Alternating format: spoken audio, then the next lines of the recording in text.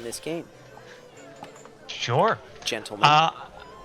This is my third time playing Cartographers. I played it twice in real life. Once with this version, and then there's another version that adds like you drop the monsters, but then you have adventurers that fight the monsters that you can place down. Yeah. So there's like it's a standalone expansion. I do vaguely remember that expansion, so I must have played with you that time. Yeah, I think we played we played in a group. We played that one, and then at a different point, I played the original. But they're both really good. I really love like the roll and writes and the stuff like this. I find that I really like these types of games that it's just a sheet of paper and a pencil, and you just kind of go with it. And this one's a very fun and easy to grasp one that I think anyone can really enjoy. And it's playable. Like the player count for this, I mean, is essentially unlimited. You can play this with any number of people, especially if you take out the ambush cards. Oh yeah. Well, even with them, you're just passing either left or the right. Yeah. Even with them, it's not a big deal. But I mean, like if you've got a gigantic group, you know, if you're filling a convention hall with people playing Cartographers, that might be a little much. Yeah, but I imagine still, that. I guess not that like crazy because you just have a bunch of different tables going and you just pass it. Yeah, it would still work. Yeah. It's like bingo for the RPG nerds, you know? Yeah, exactly. But it's bingo where you can with your friends, and that's the best part. Yeah. It's a very interesting. I had not played. I've played it once before. I think it was the Adventurer expansion. I have a vague recollection of that mechanic. Because I think we could draw swords next to monsters to score points off of them or something. Yeah. It like defeated them. Into extra points. And there were different kinds of monsters. Like there was like a dragon and stuff like that. Yeah, that's right. You could draw different shapes. And you like you didn't want like your things to be next to the dragon because it like building around the dragon was negative points or something like that. Yeah, something like that. I had not played with the skill cards before, which are an interesting twist. There's I'm curious more what the other ones are. Yeah, let's take a look at what these other possible skill cards are. Move silently is free. Knowledge is free. During the draw phase, draw the chosen shape so that it overhangs the edge of the map. Oh, interesting. During the draw phase, fill the chosen shape with village terrain instead of whatever terrain type you chose. Concentrate costs 3 coins during the draw phase. If an ambush card is not revealed, draw the chosen shape a second time and fill it with the same terrain type. Oh, that's powerful. That's why it costs 3. Search is also free during the draw phase. Draw an additional 1x1 square adjacent to the drawn shape with the same terrain type. Oh, that would have been nice for me. Yeah. And acrobatics for 2 during the draw phase. If an ambush card is revealed, the shape drawn on your map sheet is a 2x1 instead of whatever's on the card. Okay. I like that. Yeah. And these are all mitigation to the randomness. Yeah. These are all like these don't come in the box. So I'm curious. No, it's a mini expansion, and there's actually it looks like there's 2. When I was googling to try and find the rules, there are 2 different mini expansions for skill cards. So this is probably just one of them. Probably just the first one or something. Yeah. So that's an interesting little twist on this game. I think this is a fun one. This is a good one to add into your game night and mix things up in the middle of stuff. I think it could be a fun one to take to a con and play with a big, huge convention hall. Yeah, it's literally just a pad of paper, a couple of cards. You just need some writing utensils and a place to play, and it's easy to pick up, you know, and it's fairly cheap. It's just a tiny little box. Right. It's certainly a challenge to think of a way to really with somebody. There's really only 2 options for where I can put this, I think. Yep. On your entire board. You know where it's going to be the most? Yeah, that's the place that me the most. Yeah, because the other one helps you cover a coin. Like that's Yeah, that's it. no. That's got to be. That's the not where spot. you should do it. Yeah. Yeah. That's the only logical That's the place only to put other it. place. Yeah, that's the. There's only 2 places I could put it there. Adventures of Tony in the chat said first thought they should make those coin pieces more difficult to place. So on like the What? cards like the Hamlet that came out, Tony thinks being able to earn a coin should be harder off of those cards. I think. Well, I don't know. I think we all leaned into coins are better. yeah, But I there's mean, an it's alternative play strategy where you don't worry about those and you just worry about covering more surface area but yeah, like it because is it's a like trade-off.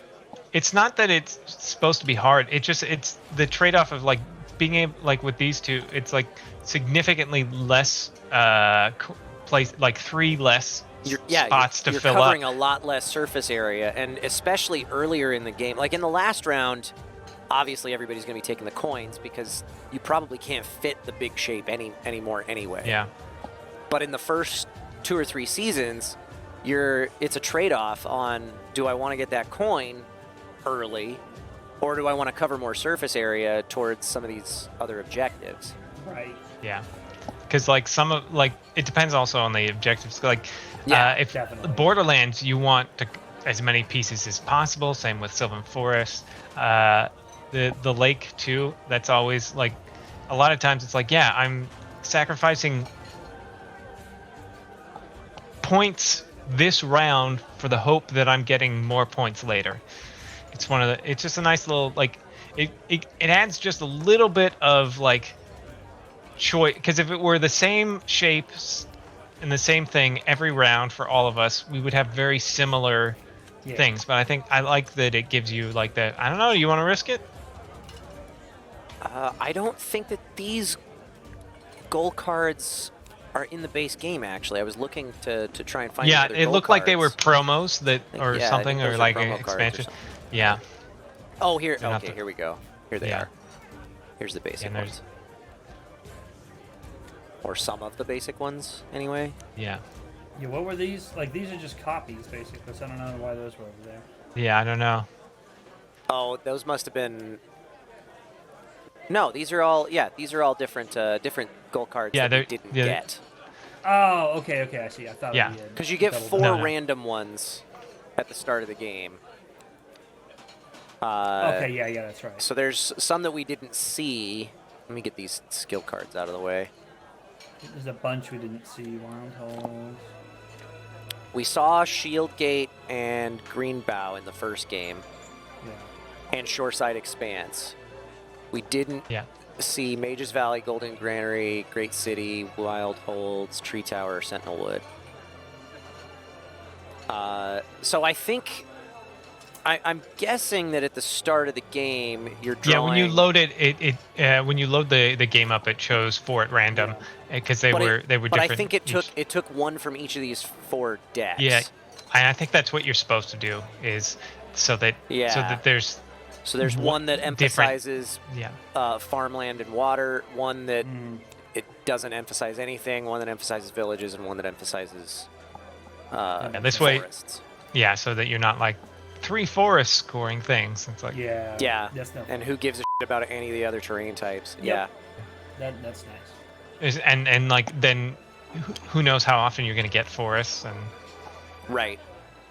But yeah, I think this game has pretty infinite replay value. I would like there to be more map types besides just the double-sided 2 that there are, but I mean, it's a cheap game.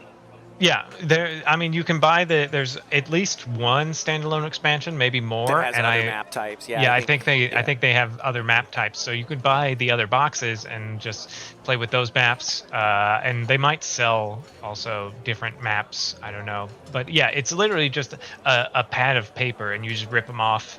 Yeah, double-sided. yeah. Very cheap components. I do like this having tiles option. Yeah, the tile is really great. I'm glad we didn't have to like write it down. I think that would be a pain in the ass in physical form, dealing with a bunch of tiles. But I know somebody who made little like rubber stamps for Oh. this, and they were just like little square stamps, and they just have them in the different colors, and so they just stamp out their stuff as they go. That's good. I like Yeah. that. And then you could laminate your sheets Oh yeah. and just dry erase stamp or something. Yeah. I'm looking at Board Game Geek. It looks like someone, I guess, 3D printed some shape. Like they have a 3D printed board and like 3D printed like shapes that they made Oh, or that's something pretty like fun. that. That would be all the cool. different possible shapes of all the different Yeah. tile types. There's that- really not a whole lot of get different big. shapes. Like if you go through these cards. Yeah. Yeah. It's. Yeah. It's mostly Looks Tetris like shapes. and Looks color. like there are people that, yeah, you can get it like on Thingiverse. You can just buy someone selling the Nice. shapes and stuff. Oh, Mr. Rocker Crocker, that's a solid idea to use different colored pencils, so you don't Mhm. have to actually draw. You just Yeah, Smart. do a little Fill in check colors. box or something. I like it.